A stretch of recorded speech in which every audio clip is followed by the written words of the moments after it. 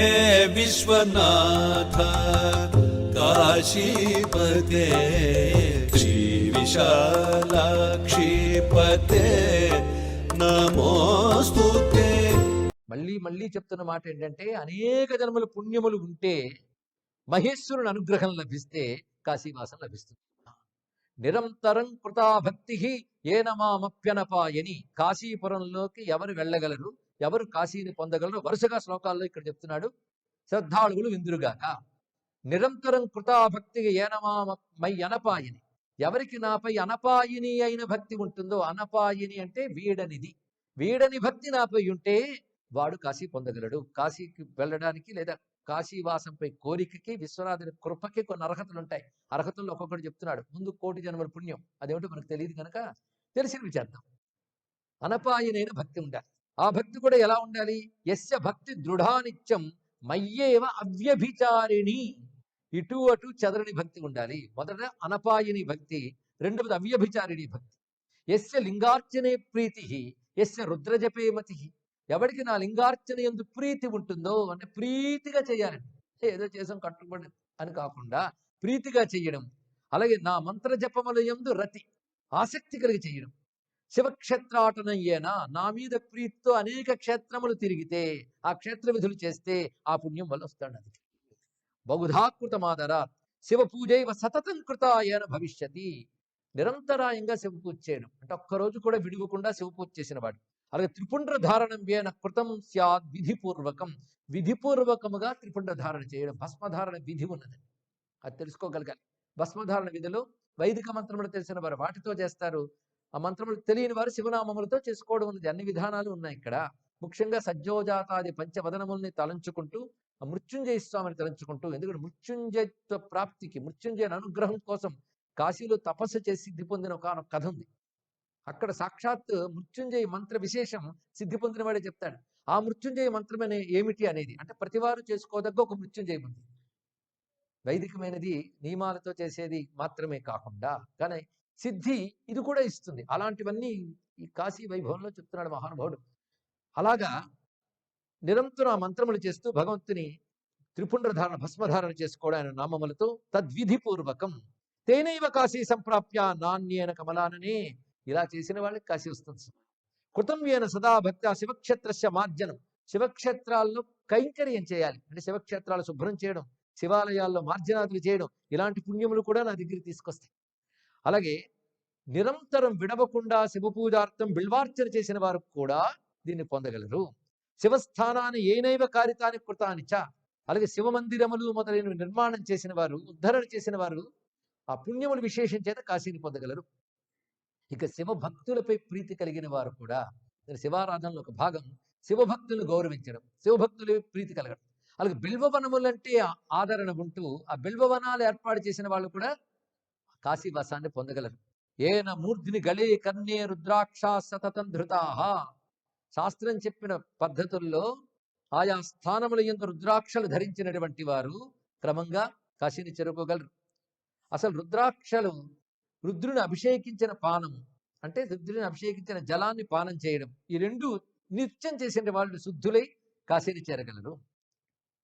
అదేవిధంగా యోగ్యులైన వారికి లింగదానం చేసినటువంటి వారు కనుక కాశీని పొందగలరు. అంటే ఊరికే దొరుకుతున్నాయని కనిపించిన వాళ్ళని లింగాలు ఇచ్చేది కాదండి, అతడు చేసుకునేవాడే ఉండాలి. అది ఇవ్వవలసింది. లింగదానం అన్నారు కదా అని డబ్బులు దొరుకుతున్నాయని లింగాలు కొనుక్కొని కనబడ్డ వాళ్ళకందరూ పంచుకుంటూ పోవడం కదా, అది ఘోరమైన తప్పిదం కూడా తెలుసుకోండి. దానం ఎవరికి చేయాలి అనేది వేరే పద్ధతి. అదేవిధంగా శివప్రీతికై శివభక్తులకి భోజనం పెట్టినటువంటి వారు తప్పకుండా కాశీకి చేరుకోగలరు. అలాగే పార్థివ లింగాల్ని నిరంతరం ఆరాధించినటువంటి వారు కూడా కాశీకి చేరుకోగలరు. అలాంటి పుణ్యములున్న వారు మాత్రమే దీనికి చేరుకోగలరు సుమా అంటూ, పుణ్యములు లేనివాడు దీన్ని చేరుకోలేడు. అమ్మవారు అడుగుతున్నారు, అవునా, అయితే కాశీలో వసింది దుర్లభం ఉంటున్నావు కదా, కీదృశ పురుషో యోగ్య కాశ్యాం స్థాతుం పురాంతక. స్వామి, కాశీలో ఉండడానికి ఎలాంటి పురుషుడు, అంటే ఎలాంటి జీవుడు యోగ్యుడో, ఎలాంటి వాడు ఎలా ఉండాలో, కథం స్థాతవ్యం అనిశం వద సర్వం విశేషత. ఎటువంటి వాడు ఎలా ఉండాలి, ఈ రెండు. దీన్ని బట్టి ఎటువంటి వాడని అర్హత సంపాదించుకుందాం, ఎలా ఉండాలో అలా ఉందాం, అయిపోయింది. అంటే ఇంత చెప్పి భయపెట్టి కాశీకి వెళ్తాం, కాశీ సరదా తీసేరా అంటే సరదా కాదు కాశీ, సాధన కాశీ తెలుసుకోండి ఇక్కడ. అదే సాధనకి ఎలా ఉండాలో చెప్తున్నాడు ఇక్కడ. శృణు గౌరీ వరారోహే యథాశాస్త్రం వదామ్యహం. శాస్త్రంలో ఉన్నది చెప్తున్నాడు. శివుడంతటి వాడు కూడా ఆ మాట అంటాడు. అంటే ఆ దయ పుట్టేసిన శాస్త్రాన్ని అతిక్రమించిన కదా, ఏం చేయమంటావు? దాని ప్రకారం కాశీవాస యోగ్యోహి పురుషో విజితేంద్రియ. ఫస్ట్ అండ్ ఫార్మోస్ట్ క్వాలిఫికేషన్ ఏంటంటే ఇంద్రియ నిగ్రహ సంపన్నుడు మాత్రమే కాశీలోకి వెళ్ళాలి. ఇంద్రియ నిగ్రహం లేకపోతే వ్యాసుడు అంతటి వాడిని తరిమి కొట్టేశాడు. అవునా లేదా తెలుసుకోండి. ఇక్కడ ఇంద్రియ నిగ్రహం, ఇక్కడ చెప్పే నియమాలన్నీ కాశీఖండంలో కూడా చెప్పాడండి. కాశీ ఇన్నింటగాని మోక్షంబు లేదు అని చెప్తాడు సుబ్రహ్మణ్య స్వామి అగస్త్యుల వారితో. ఇన్ని ఉంటేనే కాశీని మోక్షం. ఇతని కాశీలో చనిపోతేనే మోక్షం అనగానే అనుకుని వెళ్ళిపోయి అక్కడ చచ్చిపోవడానికి అలా కూర్చొని దాని మీద కథలు. ఒక ఆయన అక్కడ ఉన్నాడు కానీ చచ్చే వరకు ఉండలేదండి, బయటకు వచ్చి చచ్చిపోయాడు, ఇవన్నీ చచ్చిపోయినది మాత్రాన డైరెక్ట్ మోక్షం రాదండి. మోక్షం రాదని నేనంటే శాస్త్రానికి అతిక్రమించిన పాపం నాకు వస్తుంది. డైరెక్ట్ మోక్షం రాదు, ఎంతకెంతో అంత ఉంటుంది. అది తెలుసుకోవాల్సింది. అదే మొట్టమొదటి ఏం లక్షణం? శ్రద్ధాళువులు గుర్తుపెట్టుకోవాలి. విజితేంద్రియ. రెండవది నిష్కల్మష, నీతియుక్త. వీటికి ఏమి అనువాదాలు అక్కర్లేదు, ఉన్నాయో లేవో చూసుకుంటే చాలు. నిరీహ, దేని మీద ఈహ అంటే కోరికలు ఉండరాదు. నిర్గత స్పృహ, ఏ విషయం మీద విష్ణువు విశ్వేశ్వరుడు పరమాత్మ తప్ప అన్య విషయాలపై స్పృహ ఉండరాదు. విగత స్పృహ. అంతేకాదు వస్త్రాదులు కూడా దీక్షానికి మాత్రమే వస్త్రములు గనక, కానీ అలంకారాదుల కోసం కాదు. మరి కాశీలో ఉన్నవారు తిరుగుతున్నారంటే కాశీలో వృత్తిరీత్యా బ్రతికే వారి గురించి మనం అనట్లేదు. కాశీలో పుట్టి కాశీలో బ్రతికేటువంటి కాశీ జీవనులు అందరూ ఉంటారు. కాశీ వాసం మోక్షార్థం విశ్వేశ్వరుని దృష్టిలో పెట్టి చేసే వాళ్ళకే నియమాలు. మరి అదే నగరం కదా, అక్కడ పుట్టి పెరుగుతున్నారంటే వాళ్ళు కాశీవాసం చేయాలని ఉండలే. కాశీలో పుట్టారు, బతుకుతున్నారు. మరి జీవనోపాయం కోసం కాశీ ఎంచుకున్నారు. వాళ్ళ విషయం చెప్పట్లేదు. వాళ్ళ పాపపుణ్యాలు వాళ్ళు అనుభవిస్తారు, అందరికీ సేమే.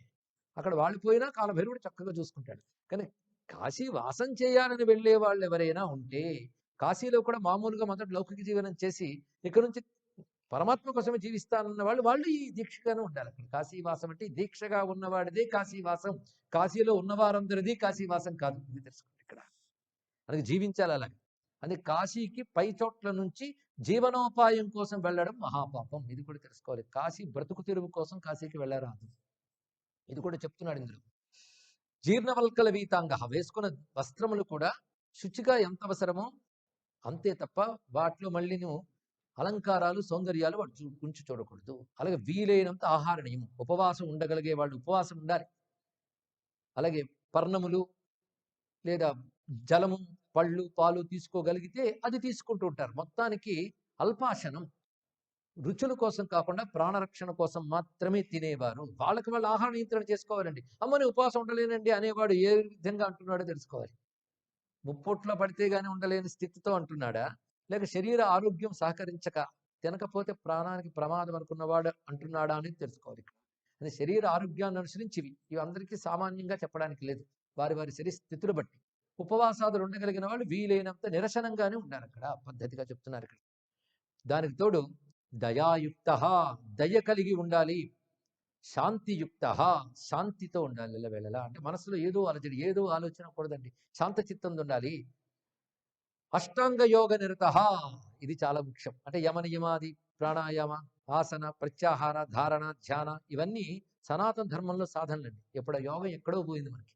ఏదో ఆచమనం చేసి 10 నిమిషాలు ఏదో అయింది అనిపించుకుని పెద్ద సాధకులు అనుకుంటున్నాం. అష్టాంగ యోగంతో చేసేదే నిత్య సాధన. భారతీయ సనాతన ధర్మంలో ప్రతి సాధనలో అష్టాంగ యోగం ఉండేది. ఇప్పుడు అది ప్రత్యేక సబ్జెక్ట్ అయిపోయి యోగా అని కోర్సులు పెట్టి నేర్పుతున్నారు. కానీ మన సాధనలన్నీ యోగంతోనే. కానీ అష్టాంగ యోగ నిరతుడి ఉండాలి. మౌన వ్రత పరాయణ, మౌనంగా ఉండాలి వీలైనంత వరకు. తెలుసుకోవాలి. అంటే వ్యర్థ ప్రసంగాలు కూడదు. విభూతి భూషణో నిత్యం, నిత్యం విభూతి ధరించి ఉండాలి. అది త్రిపుండ్రాంకిత మస్తక, మస్తకంపై త్రిపుండ్రం గోచరిస్తూ ఉండాలి. రుద్రాక్షమాల వీతాంగో లింగ పూజా పరాయణ. ఇప్పుడు రాసుకుంటుంటే పెద్ద కష్టములేం కావు, ఇవి చేస్తూ జీవించవచ్చు. తుల్య నిందాస్తుతి, వాడు నిందించాడని బాధపడ్డమో పొగడేడని పొంగిపోవడమో కూడదు. అదేవిధంగా తుల్య నిందాస్తుతి ధీహి, ఇక మానవమానయో తుల్య, నిందాస్తుతులకి మానవమానాలకి కూడా తుల్యముగా ఉండాలి. రాగద్వేషాదిరహిత, ఒకరి మీద రాగం మరొకరి మీద ద్వేషం ఉండరాదు. విరక్త, వైరాగ్యం చాలా ప్రధానం. వైరాగ్యం లేనివాడు కాశీవాసం కూడా వెళ్ళకూడదు. అక్కడ కూర్చుని అల్లవాడు చూశారు ఇల్లు చేశాడు, ఇల్లు వీడు చూశారు ఇలా చేశాడు, అల్లవాడి శాస్త్ర ప్రకారం వెళ్ళట్లేదు చూసావా, మేము శాస్త్ర ప్రకారం వెళుతున్నాం చూసావా, ఇలాంటి వాడు కాశీవాసం మానేసి వాళ్ళ ఇంట్లో వాడు కూర్చోవడం చాలా మంచిది. కాశీలో ఉంటే మాత్రమే నియమములు, విరక్తో విగత స్పృహ. అలాగే అగ్నిహోత్రాదులు ఉన్న వాళ్ళు ఆ పనులు చేసుకోవచ్చు. పంచాగ్ని సేవ నిరతో నిత్యం యాత్రారతో అనిశం.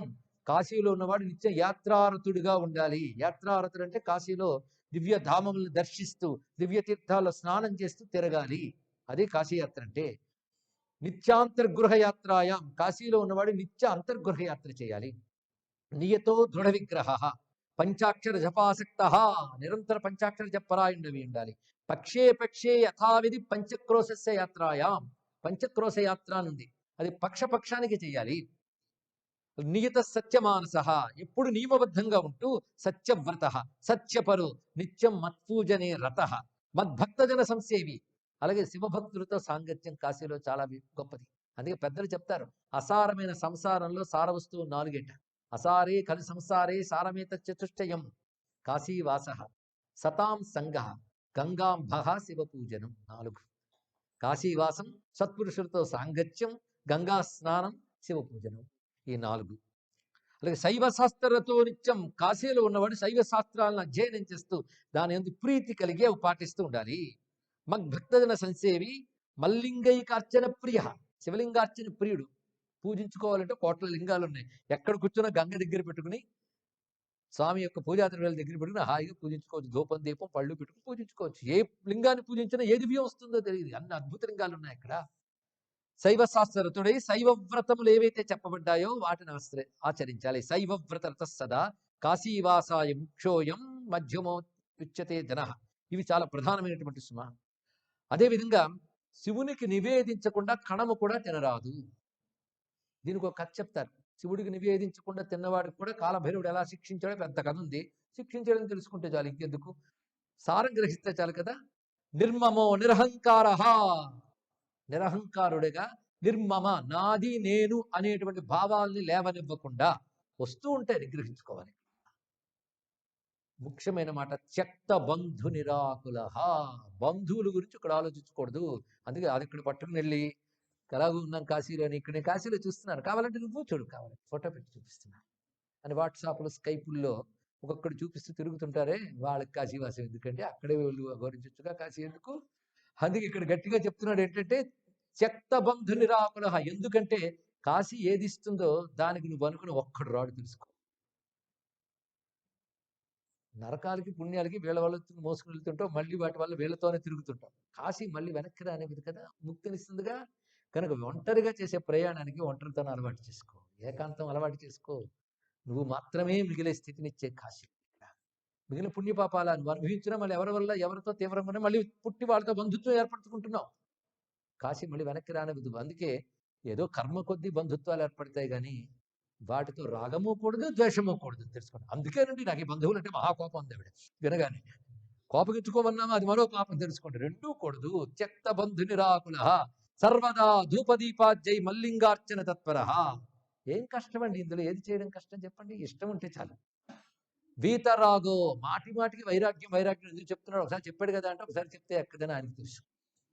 అంటే వీతరాగో గత స్నేహ, స్నేహం అంటే జిడ్డు, ఎవరితో జిడ్డు పెట్టుకోకు. నాకేమీ లేదండి వాడు బాగుంటే చాలు, అంతే, జిడ్డే. అది గత స్నేహ. పుత్ర స్నేహాదివర్జిత, ఇది గట్టి మాట చెప్పాడు. ఎందుకంటే అన్నిటికంటే పెద్ద పుత్ర స్నేహాలు, అవి కూడా విడిచిపెట్టను, అవి కూడా విడిచిపెట్టాలి. ఇది చాలా ముఖ్యమైనటువంటి అంశం. కొందరు వెళతారు, బాగా తట్టుకోలేని టైంలో మా కొడుకు దగ్గరికి వెళ్తాం, ఎలా ఉన్నాడో మా కొడుకు ఉన్నంతసేపు అది చాలు.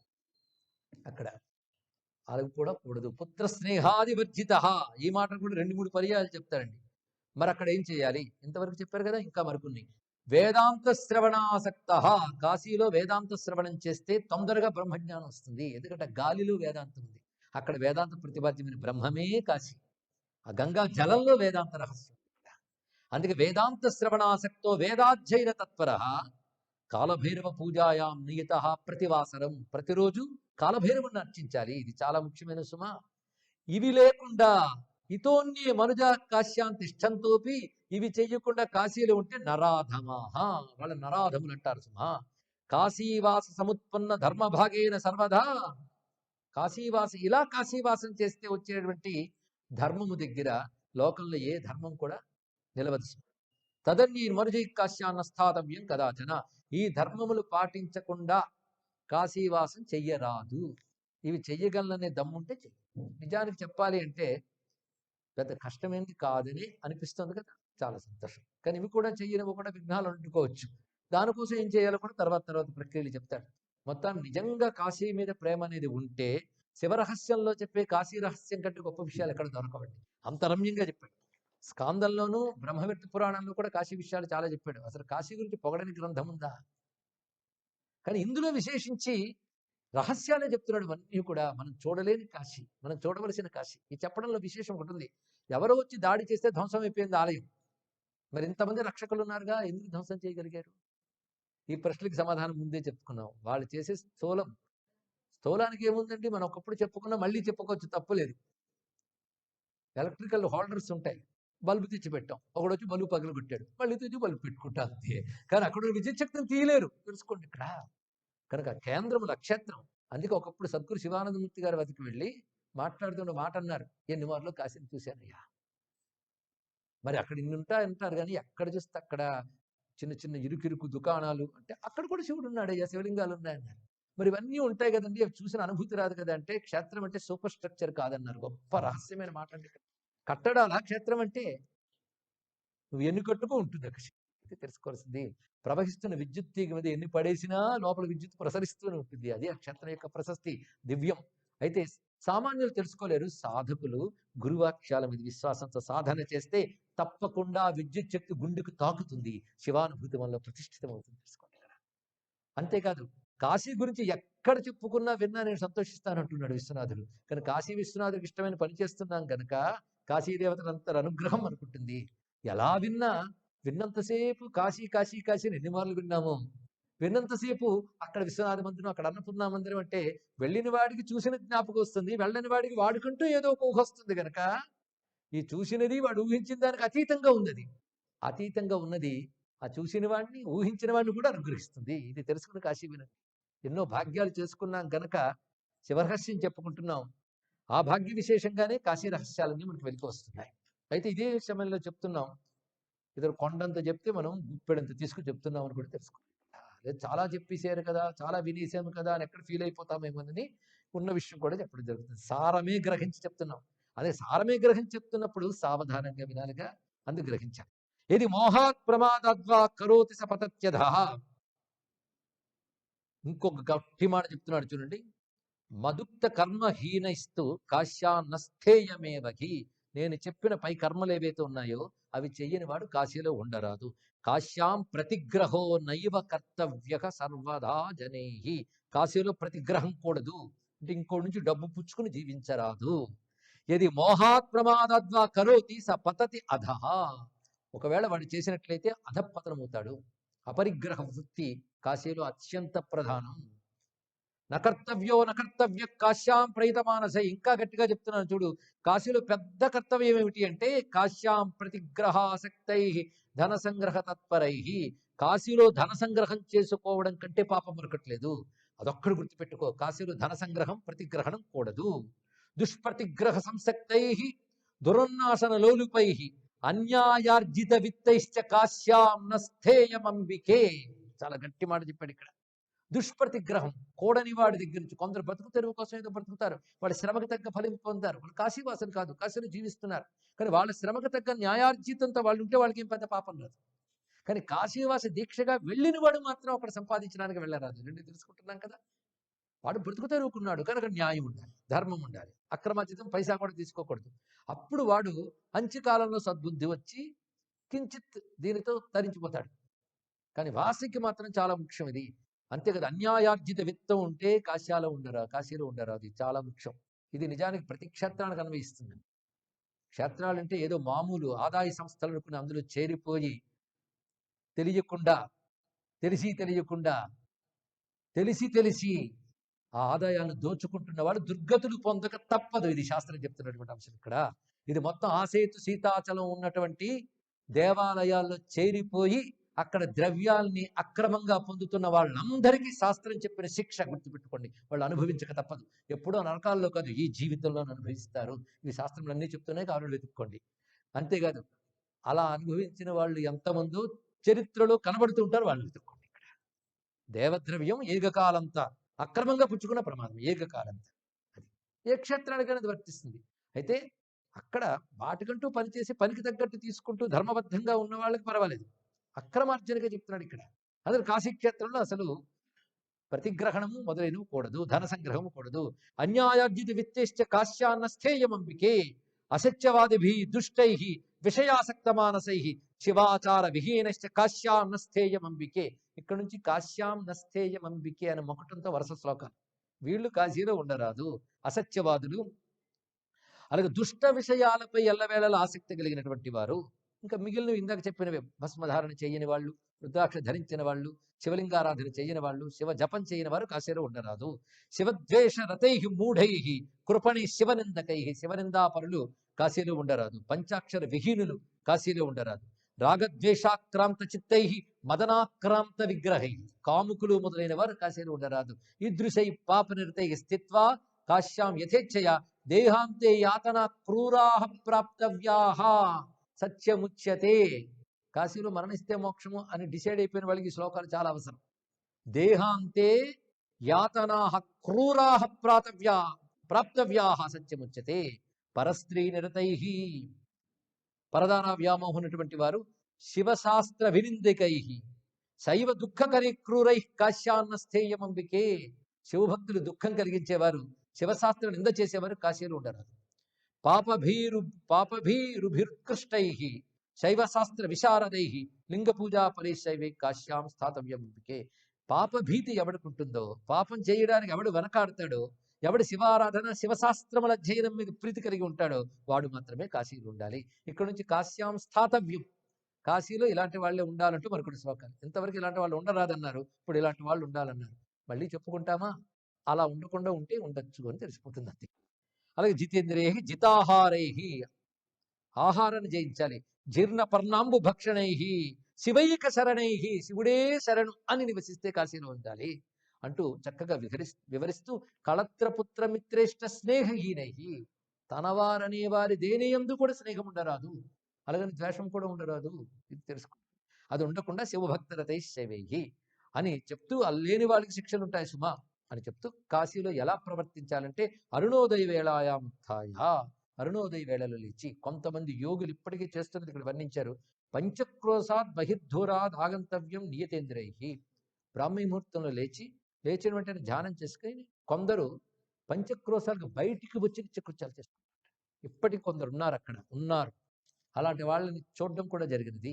వాళ్ళు పంచక్రోశాలు మలమూత్ర విసర్జన చేయరు, నిత్యకృత్యాలు కూడా. అంతర్గృహంలోనే కాదు, పంచక్రోశాలు అంటే పరమేశ్వరుడు అంతర్గృహం తప్ప మిగిలిన చోట్ల అనుమతించాడు. కానీ వాళ్ళ పవిత్రమైన జ్యోతిస్వరూప ధ్యానంలో స్థితిలో ఉంటారు కనుక వాళ్ళ భావం అది, దాన్ని గౌరవిద్దాం.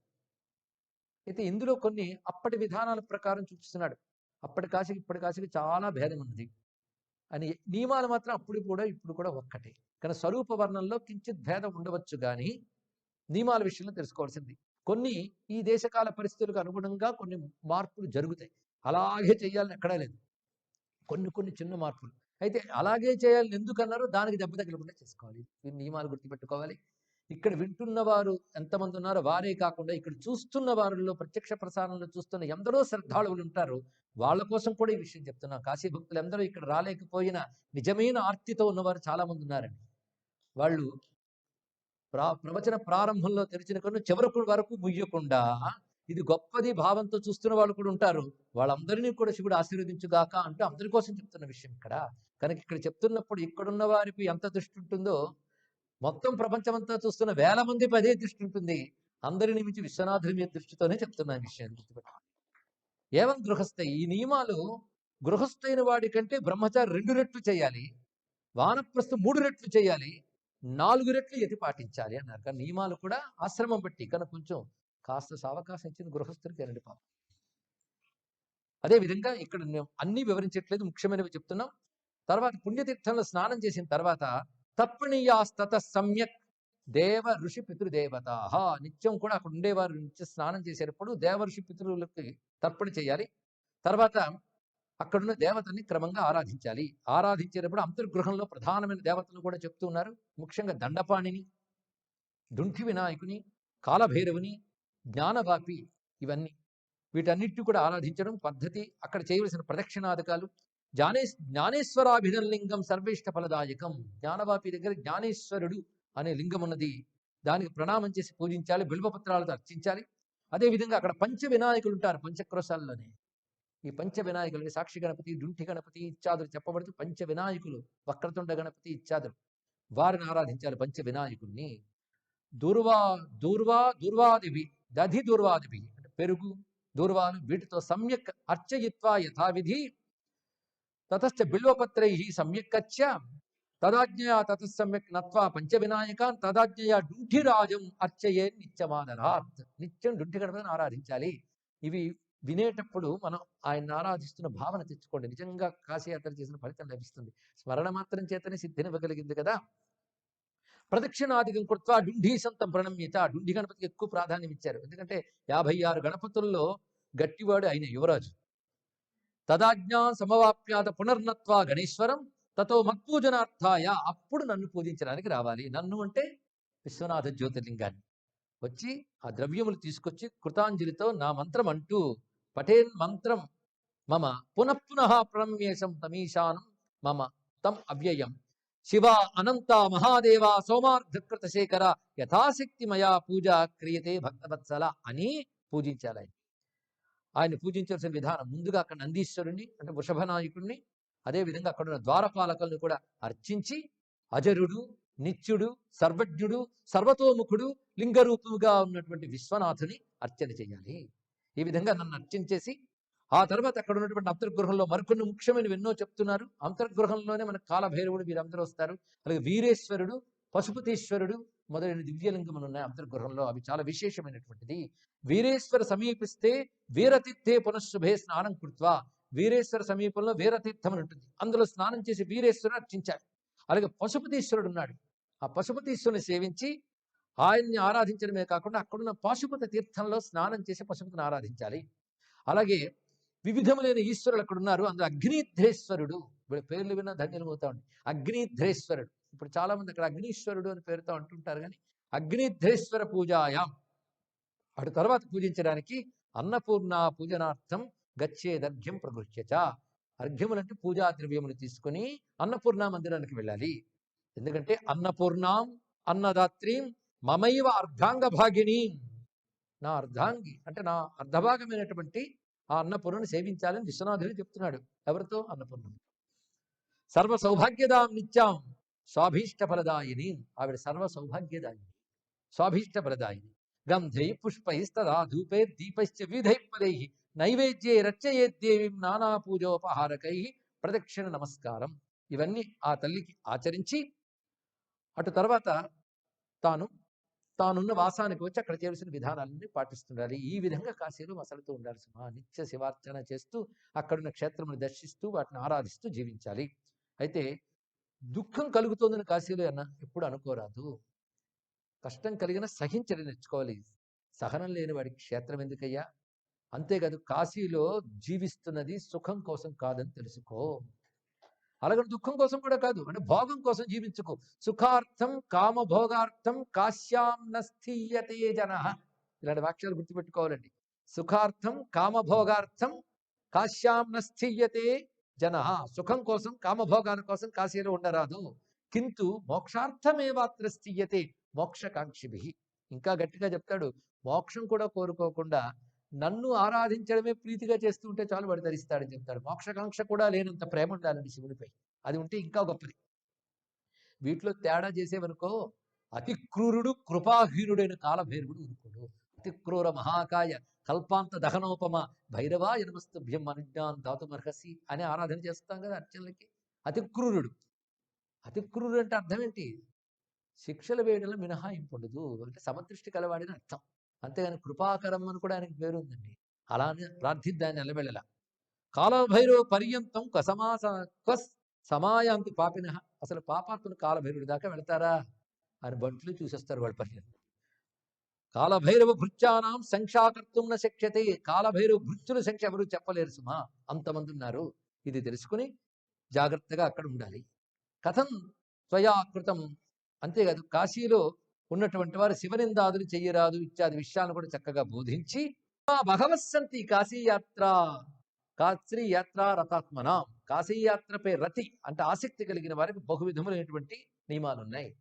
ప్రతి వారు కూడా ఇందులో కాశీయాత్ర విధిగా చేయగలిగిన అధికారం ఎవరికి ఉందంటే బ్రహ్మ క్షత్రియ విక్షుద్రై స్వస్వవృత్యా యథోచితం. అన్ని వర్ణముల వారు వారి వారికి ఉచితమైన పద్ధతులతో భక్తితో ఇక్కడ ఆరాధన చేస్తే వారు సంపూర్ణంగా శివానుగ్రహం పొంది కైవల్యాన్ని పొందగలరు. అది మోక్షం అనేది ఏదో ఒక వర్ణానికి ఒక వర్గానికి కాదు, ఎవరికైనా. అయితే వారికి ఉండవలసింది స్వధర్మ పాలన ఒకటి, రెండవది శివభక్తి. ఈ రెండు లక్షణాలతో వాళ్ళు శాస్త్ర విధిని అనుసరించి చేయగలిగితే వాళ్ళు తరించుతారు సుమా అంటూ వారు చేయవలసిన పద్ధతుల్లో ముఖ్యంగా ఇక్కడికి చేరిన తర్వాత ముందు చెప్పుకున్నట్లుగా ముండనము, పంచగవ్య ప్రాసనము, పుణ్యహావచనము మొదలైనవి చేసి కాశీ యాత్రకో కాశీ వాసానికో సంకల్పం చెప్పుకొని పుణ్యతీర్థములందు స్నానం చేసి ఇందులో చెప్పిన అంతర్గేహాదుల యాత్రలు చేయాలి. అదేవిధంగా నిత్య శివార్చన వారి వారి పద్ధతుల్లో చేసుకోవాలి. కాలభైరవుడు మొదలైన వారిని ఉద్దేశించి ఆరాధన చేయాలి. అటుపై గణేశుని ఆరాధన, దుర్గాదేవి ఆరాధన, ఇవి చాలా ముఖ్యమైనవి. దుర్గాదేవి, గణపతి, కాలభైరవుడు, దండపాణి, ఇవి ముఖ్యమైనవి. అటు తర్వాత గంగా ఆరాధన, భవిష్యత్తుకు వచ్చేటప్పటికి అవన్నీ వస్తాయి. అంటే మనకు మాత్రం అది గతం. అంతేకాదు వాళ్ళకి ఒక్కొక్కరికి ఒక్కొక్క మంత్రం చెప్తున్నారు. కొన్ని ప్రధానమైనవి తెలుసుకుందాం. విఘ్నేశ భక్త వరద విఘ్నరాజ గణాధిప కాశీయాత్రాం కరిష్యేహం నిర్విఘ్నం కురు సర్వదా. కాశీ యాత్ర వాసమే కాదు, యాత్రకు వెళ్ళిన వాళ్ళు కూడా ఈ విధంగానే చేయాలి కాశీయాత్ర. గణపతిని మంత్రంతో పూజించి కాలభైరవ సర్వాత్మన్ కాలనాశకర ప్రభో కాశీయాత్రం కరిష్యేహం నిర్విఘ్నం కురు సర్వదా. ఇది కాలభైరవుని ఉద్దేశం చేసుకోవాలి యాత్ర చేస్తున్నంత కాలం. వాళ్ళ దగ్గరికి వెళ్ళినప్పుడు కూడా ఈ మంత్రం అనుకోవాలి. పైగా మన యాత్రకు వెళ్ళేమనేది అడుగడుగునా గుర్తుపెట్టుకోవాలి. తర్వాత జయ దుర్గే జగద్వంజే జయ దుర్గే శివప్రియే కాశీయాత్రం కరిష్యేహం నిర్విఘ్నం కురు సర్వదా. దుర్గను ఆ విధంగా ప్రార్థన చేయాలి. ఆ తర్వాత శివుని ధ్యానించాలి. ఎలా ధ్యానించాలంటే తతోమా వృషభారూఢుడై దివ్యమంగళ విగ్రహంతో ప్రకాశిస్తూ ముక్తాగామ పరీతాంగం ముత్యములు మొదలైన ఆభరణములతో భాసిల్లుతూ మంగళస్వరూపుడి గౌరీభూషిత వామాంగం ఎడమవైపు పార్వతీదేవి శోభిల్లుతూ ఉండగా అభయప్రదుడిగా ఉన్న నన్ను ధ్యానించాలి అని శివుడు చెప్తున్నాడు అమ్మవారితో. అప్పుడు యాత్ర ప్రారంభించాలి. శివ గౌరీపతే, ఆయన అనవలసిన మంత్రం ఇది. శివ గౌరీపతే శ్రీమన్ విశ్వనాథ సదాశివ కళ్యాణద ఇది సతతం స్మరన్ మంత్రమయ్యని చెప్పని ఆయన నామములు పఠిస్తూ కాశీయాత్ర చేయాలి. నియమబద్ధమైన భోజనం చేయాలి. శుచి అనేది ఈశ్వరార్పితమైన ప్రసాదం మాత్రమే స్వీకరించాలి. ఇది చాలా ప్రధానమైన అంశం. స్నానాధికం, ఈ స్నానాదులు ఏవేవైతే చెప్పారో అవన్నీ చేయాలి. విఘ్నేశ భైరవ దుర్గాదులు నిత్యం పూజించాలి. కాశీ మార్గగతైర్మత్యై నగ్రాహ్యే యానపాదుకౌ. కాశీలో సంచరించే వాళ్ళు వీరైనంత వరకు వాహనము గాని పాదుకులు గాని వాడరాదు, పాదరక్షలు వాడరాదు. ఒకవేళ పాదరక్షలు వాడి కాశీలో తిరిగితే యాత్రాఫల చతుర్థాంశో నష్టస్యాత్ పాదుకాదిభి. చెప్పులు వేసుకు తిరిగితే క్షేత్రంలో వచ్చిన ఫలంలో 4వ భాగం పోతుంది, పాదభాగం పోతుంది. ఇది చాలా ప్రధానమైన అంశం. అందుకే తప్పనప్పుడు వాహనములు వాడవచ్చు. తద్వారా కొంత పోతుందని తెలుసుకుని అది నింపుకోవడానికి మళ్ళీ చేసుకోవాల్సింది చేయాలండి. కానీ చెప్పులు వేసుకోకుండా వెళ్ళడం అనే నియమమైన చాలా ప్రధానమైనటువంటి అంశం. ఎందుకంటే ఇప్పుడున్నటువంటి అనేక రకాల వాహన వేగాలకి కొందరు సామాన్యులు నడిచి వెళ్ళలేకపోతున్నారు అన్నిటికీ. కానీ నడిచి వెళ్ళేవారు నేటికి ఉన్నారు, లేరనకూడదు. మనం చేయలేం కానీ ఇతరులు చేయలేరు అనుకోకూడదు. కాశీ అంతా వాహనం ఎక్కను పాదుకు వేసుకోరని దీక్షతో ఉన్న వాళ్ళు ఉన్నారండి. అలా ఓపిక పట్టి శ్రద్ధ వహిస్తే బలం వాళ్ళే ఇస్తారు భగవంతుడు. అయితే ఈ దోషమని కాదు, కానీ వీలైనంత వరకు కొన్ని యానములు వాడినా కనీసం పాదుకులు లేకుండా ఉండడమైన జాగ్రత్త పడాలి. వాహనములు వాడినప్పటికీ శాంత్యర్థం మరికొంత ఎక్కువ జపం చేసుకోవాలి. ఇది ప్రధానమైన అంశం. ఇక మార్గే విలోక్య కీటాది, నడిచేటప్పుడు కూడా కాలు కీటకం మీద పడకుండా జాగ్రత్తగా నడవాలన్నమాట. కీటకానికి కూడా కాలు తొక్కి వేయకూడదు, అలా జాగ్రత్తగా నడవాలి. నోచేత్ యాత్రాఫలం న్యూనం భవిష్యతి. ఒకవేళ కాలు కింద ఏమైనా మరణించినట్లయితే తెలియక గాని తెలిసి గాని యాత్రాఫలం తగ్గుతుంది. యాత్రాకాలే విశేషణ యస్య కశ్యాపి దేహినః నదేయాన్యేవ దుఃఖాని. కాశీక్షేత్రంలో మన వల్ల ఏ ఒక్కడికి దుఃఖం కలగకూడదు. బాగా గుర్తుపెట్టుకోవాలి. ఎవరి పట్ల పరుషవాక్యాలు అనరాదు, అసత్యం పలకరాదు. మౌనమేవ సదాకార్యం. మౌనం చాలా ప్రధానమైనది. లేదా అత్యవసరమైనప్పుడు ఏదో ముఖ్యమైన మాట్లాడినప్పటికి కూడా అందులో లోక వ్యవహారాలు ఉండరు. మౌనమే ప్రధానంగా పెట్టుకోవాలి. కర్తవ్యం శివచింతనం. శివచింతన నిరంతరం జరుగుతుండాలి. అనృతం నైవ వక్తవ్యం, ఎట్టి పరిస్థితుల్లో అసత్యం అనేది పలకరారు. కదాచిదపి సర్వథా, ఎట్టి పరిస్థితులు పరిహాసానికి కూడా అబద్ధం పలుకరాదు. అంతేకాదు ఇతరుల్ని ఎట్టి పరిస్థితులు నిందించరాదు. నిందాన్యస్య న కర్తవ్యా న శ్రోతవ్యా, నువ్వు నిందించకూడదు, ఎవరైనా నిందిస్తూ ఉంటే వినకూడదు. కొందరికి మంచి కాలక్షేపం అండి, ఇద్దరు కూర్చుంటే వాళ్ళ గురించి విన్నావా, పోదురు బడా ఏం మాట్లాడి చూసావా, ఇలాంటివి వినబడుతుంటే అలాంటి గోష్ఠులు కూడదు. తెలుసుకోండి, ఇక్కడ ముగ్గురు కలిసాక ముగ్గురులో ఒకరు ఆబ్సెంట్ అయిపోతే వీళ్ళిద్దరూ మూడో వాళ్ళ గురించి మాట్లాడుకుంటుంటారు. ఇందులో ఒకరు వెళ్ళిపోయి మూడో వాళ్ళు ఇచ్చారు కానీ వీళ్ళిద్దరూ వెళ్ళిన వాడి గురించి మాట్లాడు. ఇంతే లోక వ్యవహారం. ఎన్ని సాధనలు చేసినా ఈ చెవులు కొరుక్కోవడాలు పోవు. అవి ఇక్కడ ఎలాగో ఘోరమే. ఇక్కడ చేస్తే పాపం లేదు కనుక హాయి ఇక్కడ చేసుకుందాం అనుకోవద్దు. ఇక్కడ ఉంటుంది కానీ అక్కడ భయంకరంగా ఉంటుంది. భైరవుడు కొడతాడు జాగ్రత్త. అంటే కాశీ యాత్ర సెలవులు దొరికాయని, రిజర్వేషన్లు కుదిరాయని, అక్కడ హోటల్స్ ఫిక్స్ అయిపోయాయని చేసేది కాదు. తెలుసుకోండి, ఇక్కడ ఇంత నియమాలు ఉంటేనే కాశీ. చేయలేనప్పుడు ఇంట్లో కాశీ కాశీ ఎప్పుడు కొన్ని లలల జన్మల తర్వాత చూద్దాం. ఇది ప్రధాన కాశీ యాత్ర అంటే ఇలాగ చేస్తేనే కాశీ యాత్ర. ఈ విషయాలు సరిగ్గా కాశీఖండంలో కూడా చెప్పి సుబ్రహ్మణ్య స్వామి చెప్తాడు అగస్త్యుల వారికి. ఇక్కడ జగీశ్వరుడికి చెప్పాడు, అక్కడ అగస్త్యులకు చెప్తాడు. పై నా మాట కాదంటే మా నాన్న చెప్పాడు అన్నాడు. ఆయన సేఫ్ సైడ్. మళ్ళీ తాను చెప్పాడంటే వింటారో లేదు. మా నాన్నగారు మా అమ్మకి చెప్తుంటే ఒళ్ళు కూర్చుని విన్నాను నేను. నాకు ఒకటి గుర్తుండిపోయి ఏం చేస్తాను చెప్పాను కన్నా. చక్కగా వివరించాడు ఆయన. అక్కడ కూడా అగస్త్యులకు చెప్తూ కాశీ ఇన్నింట గాని మోక్షం పోలేదంటాడు. చివరికి నియమాలన్నీ చెప్తాడండి ఇక్కడ. అంత విశేషం. అంతేకాదు ఎట్టి పరిస్థితుల్లో కూడాను బ్రహ్మచర్య వ్రతం తప్పరాదు. ఋతుకాలేపి సంప్రాప్తే స్వస్త్రియాసక సర్వదా, తనదైన భార్యతో కూడా అక్కడ కాముక దృష్టి కూడదు. నైకత్ర శయనం కార్యం, ఒక చోట నిద్రించరాదు. బ్రహ్మచర్య వ్రతం చరేత్. ప్రతిగ్రహో న కర్తవ్యో యత్రాకాలేశ్వరవద, ఎక్కడ ప్రతిగ్రహణం కూడదు. ఈ మాట మళ్ళీ చెప్పుకోవాలి. అంటే ఇంకోటి దగ్గర ధనాదులు స్వీకరించరాదు, ధన సంగ్రహణం కూడదు. అలాగే భక్తులు కాని వారితో నాస్తికులతో సంభాషించరాదు. ఇది చాలా నియమం పెట్టుకోవాలి. ఎందుకంటే దృష్టి చెదరగొట్టాలని చాలు వాళ్ళు. అందుకు అదేవిధంగా భక్తులు కాని వారితోనూ నీచులతోనూ మాట్లాడరాదు. కాలత్రయేపి కర్తవ్యం శివలింగస్య పూజనం, వీలైతే ముప్పూటలా శివ పూజ చేసుకుంటూ ఉండాలి. మధ్యాహ్నాల్లో వీలైనంత వరకు శివభక్తులకి భోజనం పెట్టడం చాలా శ్రేష్టం. కాశీలో వీలైనంత వరకు శివభక్తులైన శ్రోత్రియులకి పద్ధతిగా శుచిగా భోజనం పెట్టడం ఎప్పుడూ శ్రేష్టం అండి. ఎందుకంటే అక్కడ మనకు తెలుసో తెలియకోదు ఏ దోషములు జరిగినా వాటి శాంతించే శక్తి దానికి ఉన్నది. ఇంకొకటి విశేషం, ఎల్లవేళలా కాశీలో కొంతసేపు జపం, కొంతసేపు పూజ, యాత్ర విశేషం. కాశీలో కూర్చోడానికి అది యాత్ర చేయాలి. విరామ సమయంలో ముఖ్యంగా చేయవలసింది తత శివకథా శ్రావ్యా శ్రోతవ్యా పాపనాశిక. శివకథలు వినాలి, శివకథలు చదువుకోవాలి, శివకథలు చెప్పాలి. అందుకే ఇక్కడ శ్రావ్యా శ్రోతవ్యా అని 2 మాటలు చెప్పారు. శ్రావ్యాహ శ్రోతవ్యాహ, వినాలి, వినిపించాలి. ఆసాయం సాయంకాలం వరకు ఇదే చేయాలి. మరి సాయంకాలం సంధ్యాదులు చేసుకోవాలి. ఎవరైతే ఉపనయన సంస్కారంలో పొందిన వారు కాశీలో ఉంటారో వారు కానీ సంధ్యావందనం చెయ్యకపోతే వాళ్ళ యాత్ర పూర్ణ నిష్ఫలమవుతుంది. తెలుసుకో, ఇది చాలా ముఖ్యమైనది. సంధ్యావందనం 3 పూటలా చెయ్యనటువంటి వారికి యాత్రలు నిష్ఫలమవుతాయి. అది ఎక్కడైనా. ఎందుకంటే ఉపనయన సంస్కారంలో ఒట్టు పెడతారు, ఆహరహ సంధ్యాముపాసీత. ఆ ఒట్టు తప్పిపోతే వేదముల శాపం తగులుతుంది. ఇది గుర్తుపెట్టుకోవాలి. అది 3 పూట్ల సంధ్యను ఎక్కడైనా చేయాలి. ఎవడు ఉపనీతుడు. ఉపనయన సంస్కారం లేని వారు శివనామములు గురువు దగ్గర పొందిన శివమంత్రులు చేసుకుంటే వాళ్ళు తరించిపోతారు, సందేహం లేదు. కానీ ఉపనయన సంస్కారం పొందిన వారు మాత్రం సంధ్యావందనం 3 పూట్లు చెయ్యకపోతే వ్యర్థం. ఇది బాగా తెలుసుకోండి. ఇలా చేస్తూ కాశీలో గాని సంచరిస్తే ఈ నియమాలతో అడుగడుగున అశ్వమేధ ఫలం లభిస్తుంది. కాశీలో నడుస్తూ ఉంటే అశ్వమేధ ఫలం వస్తుంది. తెలుసుకో, ఇక్కడ అంత విశేషమైనది. అందుకే కాశీలో అడుగులు వేస్తుంటే యజ్ఞ ఫలములు లభిస్తుంటాయి. అటువంటి దివ్యమైనటువంటి ఆ కాశీ గురించి